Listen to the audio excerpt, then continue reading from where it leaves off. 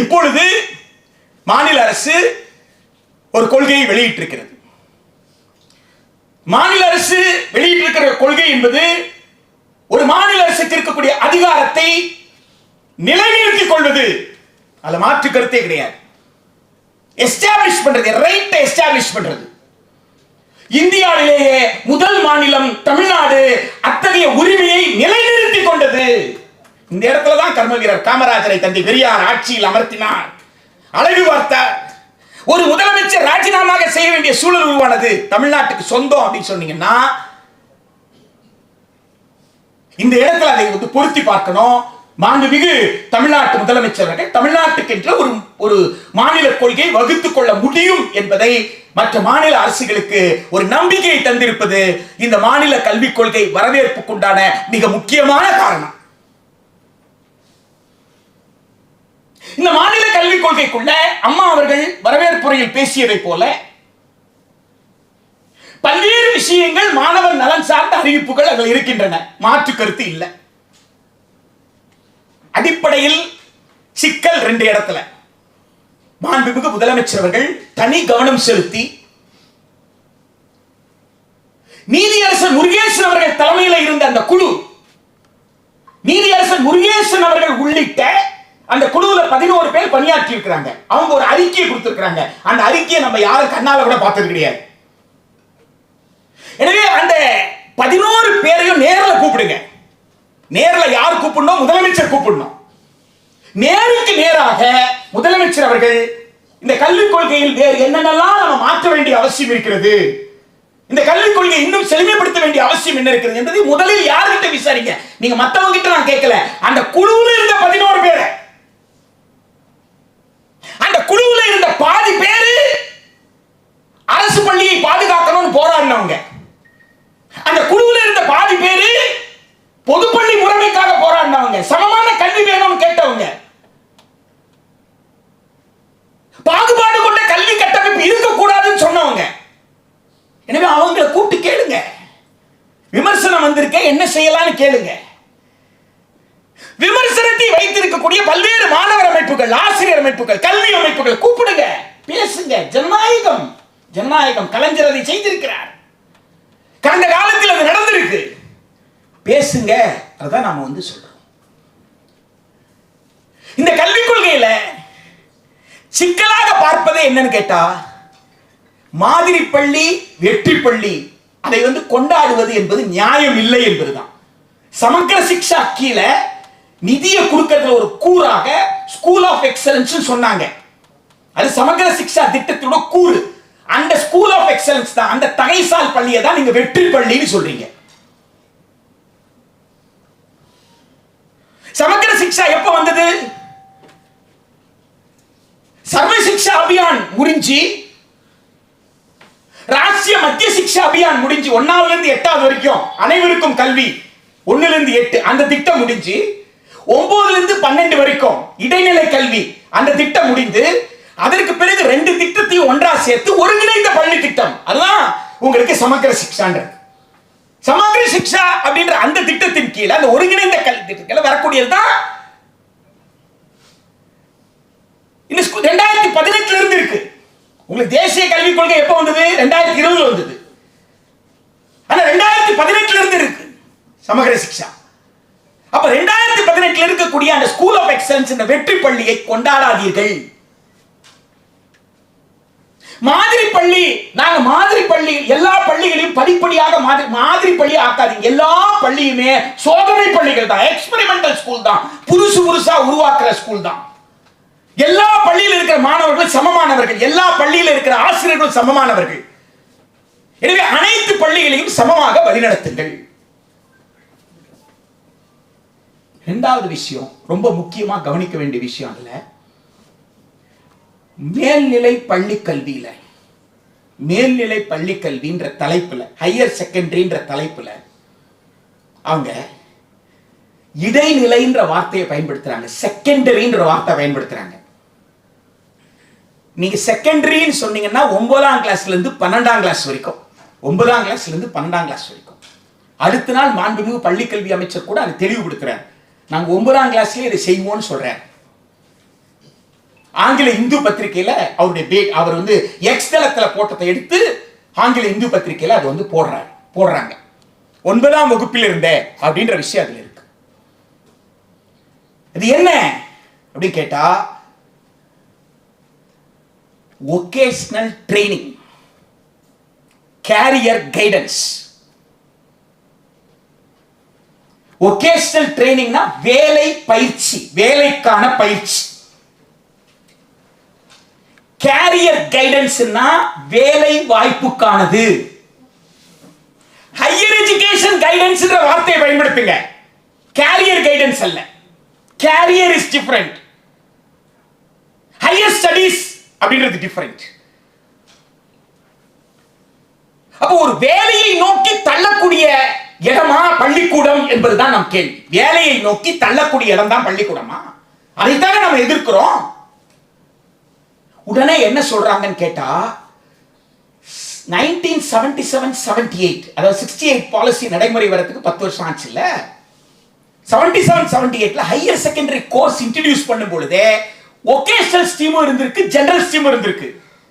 நாங்க vocational stream பையனுக்கு தான் அதை சொல்றோம் அப்படின்றாங்க. இதுக்கெல்லாம் வந்து தேர்ச்சி பெற்ற அரசு துறை உயர் அதிகாரிகள் உண்டு.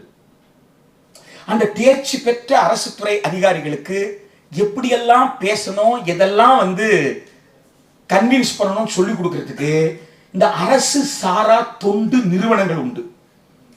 இந்த அரசு சாரா தொண்டு நிறுவனத்துடைய ஜாதி என்னன்னு கண்டுபிடிங்க.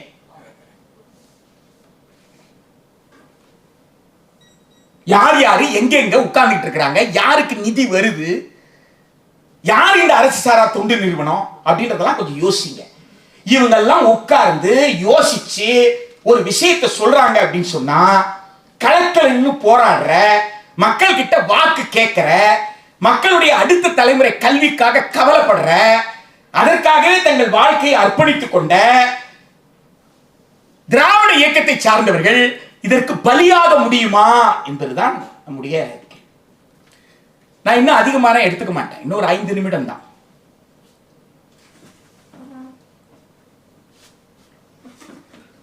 +1 +2ல வொகேஷனல் ஸ்ட்ரீம் வந்து 1977-78 அறிமுகமானதுலாம் மாற்று கருத்தே கிடையாது. பிரிண்டிங் டெக்னாலஜின்னு ஒரு கோர்ஸ் உண்டு வொகேஷனல்ல. எந்த மாவட்டத்தில் கேட்டா ஈரோடு மாவட்டத்தில் இருந்தது. இப்பதான் ஒரு 4-5 வருஷத்துக்கு முன்னாடி அந்த இன்ஸ்ட்ரக்டர் ரிட்டையர் ஆனாரு. ரிட்டையர் ஆனவங்க அந்த கோர்ஸை கொஞ்ச நாளைக்கு அந்த ஹெட்மாஸ்டர் வந்து பிடிஎஃப் ஃபண்டை போட்டு ஒரு வொகேஷனல் இன்ஸ்ட்ரக்டரை போட்டு கொஞ்ச நாள் நடத்திட்டு இருந்தாரு. அதுக்கப்புறம் வந்து அந்த இடத்துல டெக்ஸ்டைல் இண்டஸ்ட்ரி இருக்கு, துணி தயார் செய்யற நிறுவனங்கள் இருக்கு. அந்த நிறுவனங்களுக்கு வேலைக்கு போவதற்கு நிர்பந்திக்கப்பட்ட சில குடும்பங்கள் அந்த படிப்பை எடுத்தது. ஆனால் வொகேஷனல் ஸ்ட்ரீம் அப்படின்னு சொல்ற அந்த ஸ்ட்ரீமுடைய தத்துவம் என்ன, அந்த ஸ்ட்ரீம்ல சேர்ந்த மாணவர்கள் யாரு, எதுக்கு சேர்ந்தாங்கன்னு கேட்டீங்கன்னா, நான் சொல்றது 77-78ல இருந்தே ஃபோக்கஸ்டா இந்த ஸ்டூடெண்ட்ஸ். நான் தொழில்நுட்ப கல்வியில உயர்கல்வி படிக்க போறேன், டெக்னாலஜில படிக்க போறேன். அப்ப டெக்னாலஜில படிக்கும் பொழுது நான் வந்து வொகேஷனல். அப்ப +2 முடிச்சுட்டு அவன் எங்க போவான்? டிப்ளமா போலாம், டிகிரி போலாம், எதுக்கும் அவனால போக முடியும். அப்போ மேல் கல்வி படிக்கிறதுக்கு, தொழில்நுட்பம் சார்ந்த உயர்கல்வி படிக்கிறதுக்கு அவன் வொகேஷனல் ஸ்ட்ரீமுக்கு வந்தானே தவிர உடனடியா எங்க போறதுக்கு கிடையாது, வேலைக்கு போறதுக்கு கிடையாது. இப்போ என்ன சொல்றாங்கன்னு கேட்டா, இப்ப 17 வயசு ஆயுது இல்லப்பா, அடுத்த 6 மாசத்துக்குள்ள ஹையர் செகண்டரி முடிச்சு அடுத்த 6 மாசத்துக்குள்ள என்ன 18 வயசு ஆயிடுது இல்ல. 18 வயசு ஆனதுக்கு அப்புறம் அப்பா அம்மா எவ்வளவு கஷ்டப்படுறாங்கன்னு தெரியுது இல்ல. அப்ப அப்பா அம்மா கஷ்டப்படும் பொழுது அந்த பிள்ளைக்கு ஒரு வேலை திறனை கொடுத்து அந்த பிள்ளைய ஒழுங்கா வேலைக்கு அனுப்புறது உனக்கு என்ன வலிக்குது?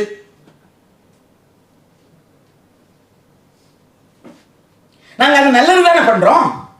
ஹையர் செகண்டரி முடிச்சுட்டா 18 வயசு ஆயிடுச்சு, அவன் ஒரு வேலைக்கு போறான், அவன் படிக்கட்டும், ஆன்லைன்ல படிக்கட்டும், அவன் டே காலேஜ்ல படிக்கட்டும், ஈவினிங் காலேஜ் வேலைக்கு போட்டோம், ஈவினிங் காலேஜ்ல படிக்கட்டும், டேல வேலைக்கு போட்டோம், உனக்கு என்ன வலிக்குது? சரி, இப்ப என் கேள்வி என்ன, அவர் எதுக்காக வேலைக்கு போறாரு? அப்பா அம்மாவோட கஷ்டத்துக்காக வேலைக்கு போறாரு.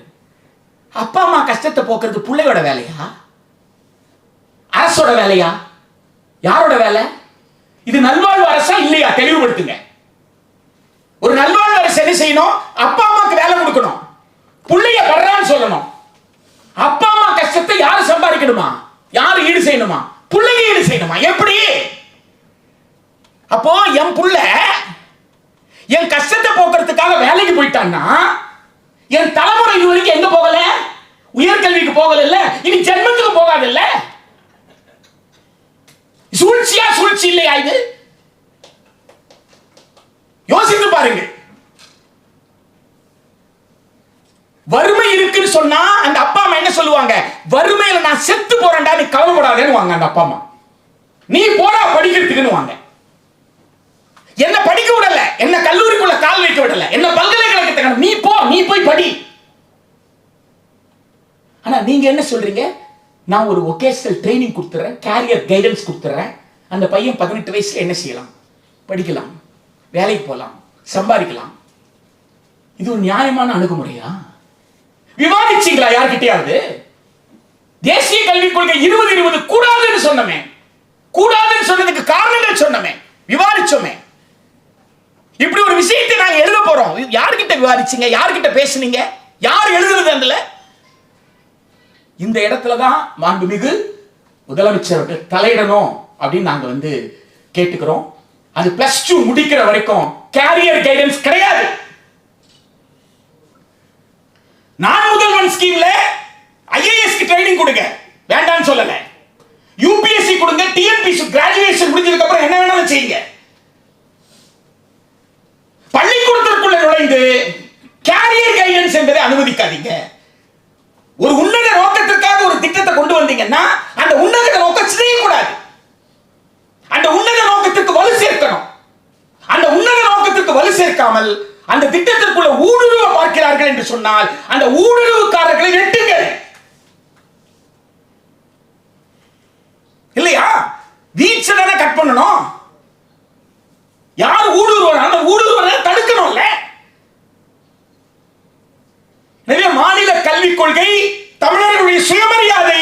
எனவே மாநில கல்விக் கொள்கை திரும்ப பெற என்று கேட்கிற இடமே கிடையாது, அது ஒரு கோரிக்கையே கிடையாது. மாநில கல்விக் கொள்கை என்பது தமிழ்நாட்டு மக்கள் தங்கள் இறையாண்மையை பயன்படுத்தி உருவாக்கி இருக்கிற தமிழ்நாட்டின் கொள்கை, ஒரு அரசின் கொள்கை அல்ல, ஒரு கட்சியின் கொள்கை அல்ல. எனவே மாநில கல்விக் கொள்கை திரும்ப பெற என்பது அல்ல. மாநில கல்விக் கொள்கை என்பது இந்தியாவிற்கு ஒரு முன்னுதாரணம். கொள்கை என்று அறிவிப்பதற்கு மாநில அரசுக்கு உரிமை இருக்கிறது என்பதற்கான முன்னுதாரணம். நாம் சொல்ல வருவதெல்லாம் கலைஞருடைய சமச்சீர் கல்வி, கலைஞருடைய நூற்றாண்டை கொண்டாடி இருக்கிறோம். கிட்டத்தட்ட 98 வயது வாழ்ந்தவர். 98 வயதுல 80 ஆண்டு காலம் பொது வாழ்க்கையில் ஈடுபட்டவர். 80 ஆண்டு காலம் பள்ளி படிப்பிலேயே போராட்ட களத்திற்கு வந்தவர். 5 முறை தமிழ்நாட்டின் முதலமைச்சராக இருந்தவர். அவருடைய மூளையின் குழந்தைதான் சமமான கற்றல் வாய்ப்பு சீராக எல்லோருக்கும் கிடைக்க வேண்டும் என்ற சமச்சீர் கல்வி. எனவே கலைஞரின் சமச்சீர் கல்வியை மாநில கல்விக் கொள்கையாக அறிவியுங்கள். அதுதான் நாம கேட்கிறது. அதை மாநில கல்விக் கொள்கையாக அறிவியுங்கள். அந்த வகையில இந்த மாநில கல்விக் கொள்கையை வலுப்படுத்த வேண்டும். மாநில அரசு எந்த வகையிலும் பிற்போக்குத்தனமான, அதை திட்டவட்டமாக கொள்கையிலும் சொல்லியிருக்காங்க, முதலமைச்சர் சொல்லியிருக்காரு, பள்ளிக்கல்வி அமைச்சர் சொல்லியிருக்கிறாரு. அந்த வகையில நம்ம அனைவருக்குமே மகிழ்ச்சி. எந்த வகையிலுமே அறிவியல் சாராத, நிறுவனம் ஆகாத எந்த விவாதமும் பள்ளிகளில் கல்லூரிகள் நடக்காதுன்னு சொல்லி இருக்கிறாங்க. அதுதான் நாம் கேட்பது. இந்திய அரசியல் சட்டத்தின் கூறு 51A தான் சொல்லுது, கடமையாக கொடுத்திருக்கு. எனவே இந்திய அரசமைப்பு சட்டத்தின்படி மாநிலத்திலே அறிவியல் சார்ந்த செயல்பாடு தான் பள்ளிகள்ல இருக்கும், கல்லூரிகள் இருக்கும் சொல்லி இருக்கிறது வரவேற்கத்தக்கது. எனவே மிகப்பெரிய ஆபத்து இந்தியாவை சூழ்ந்திருக்கிறது. அந்த ஆபத்து எப்படி இருக்கு அப்படின்னு கேட்டீங்கன்னா, ஒரு தேர்தலை நடத்துவதற்குண்டான ஆணையத்திற்கு உறுப்பினர்களை எப்படி போடணும்னு சொல்லி தீர்மானிக்கிற இடம் இருக்குல்ல, அந்த தீர்மானிக்கிற இடத்துல பிரதமர் இருப்பார், எதிர்க்கட்சி தலைவர் இருப்பார், உச்ச நீதிமன்றத்தின் தலைமை நீதிபதி இருப்பார். இப்படி நீங்க என்ன சொல்றீங்க? உச்ச நீதிமன்றத்தின் தலைமை நீதிபதி இருக்க மாட்டார்னு சொல்லிட்டீங்க. அப்ப பிரதமர் இருப்பார், பிரதமருடைய அமைச்சரவை சார்ந்த இன்னொருவர் இருப்பார், இங்க யார் இருப்பாங்க? எதிர்க்கட்சி தலைவர். அப்ப 3 பேர்ல யார் மைனாரிட்டி, யார் மெஜாரிட்டி? அரசை சார்ந்தவர்கள் மெஜாரிட்டி, எதிர்க்கட்சி தலைவர் மைனாரிட்டி. அப்ப எதிர்க்கட்சி தலைவருக்கு என்ன ரோல்? உங்களுக்கு எனக்கும் தெரியறதுக்கு முன்னாடி அவருக்கு தெரிஞ்சிருக்கும் யாரு தேர்தல் அதிகாரியா வர போறாங்கன்னு. அவ்வளவுதான் அவருக்கு தெரியும். அவரால் எந்த முடிவையும் எடுக்க முடியாது. அப்ப அது ஒரு மிகப்பெரிய ஊழலுக்கு வழிவகுக்கிறது தானே. உச்ச நீதிமன்றத்தினுடைய தலைமை நீதிபதி இருந்தால் அது பிரதமருக்கு எதுக்கு வலிக்குதுன்னு கேட்கிறேன். எதுக்கு வலிக்குது கொஞ்சம் யோசிச்சு பாருங்க. அவர் இருந்தால் ஊழலை தடுக்க முடியுமா? அவர் இல்லாவிட்டால் ஊழலை தடுக்க முடியுமா? உச்ச நீதிமன்றத்தில் தலைமை நீதிபதி அந்த குழுவில் இருந்தால் ஊழலை தடுக்க முடியுமா? அல்லது அவர் இல்லை என்றால் ஊழலை தடுக்க முடியுமா? எனவே இந்த கேள்வி எல்லாம் எழுப்புற இடம் பள்ளிக்கூடங்கள், இந்த கேள்வி எல்லாம் எழுப்புற இடம் பல்கலைக்கழகங்கள். ஏன்னா அங்கதான் மாணவர்கள் படிக்கிறாங்கன்னு சொல்றதுனால அப்படிப்பட்ட வளாகங்களே இருக்கக்கூடாது என்ற தேசிய கல்விக் கொள்கை சொல்லும் பொழுது மாநில அரசு அப்படிப்பட்ட வளாகங்களை வலுவுள்ள வளாகங்களாக, ஒரு ஜனநாயகப்படுத்தப்பட்ட கல்வி வளாகங்களாக தமிழ்நாட்டில் இருக்கிற பள்ளி வளாகங்களை உருவாக்க வேண்டும் என்று கேட்டு இந்த வாய்ப்புக்கு நன்றி கூறி அமர்கிறேன். நன்றி.